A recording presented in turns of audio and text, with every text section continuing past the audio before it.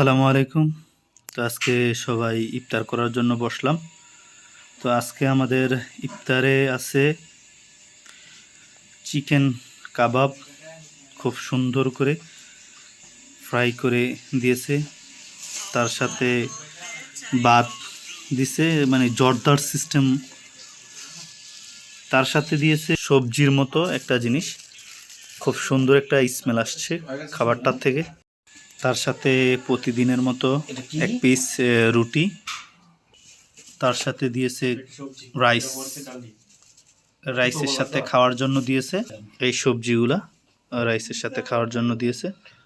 সচরাচর ভাজাপুরি পাওয়া যায় না, তো আজকে আমাদের সাথের ভাই আলামিন ভাই আজকে যে পেঁয়াজু আনছে, তো বিভিন্ন সবজি দিয়া পেঁয়াজুটা তৈরি করা হয়েছে।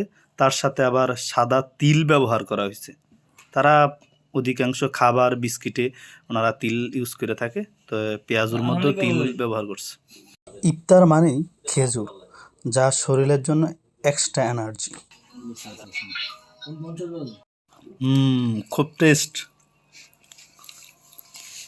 খাওয়ায় অসাধারণ। তবে আজকে খাবারের লবণটা ঠিক ছিল, খাওয়াও অসাধারণ ছিল। মুরগিটাও খুব সুন্দর ফ্রাই হয়েছে।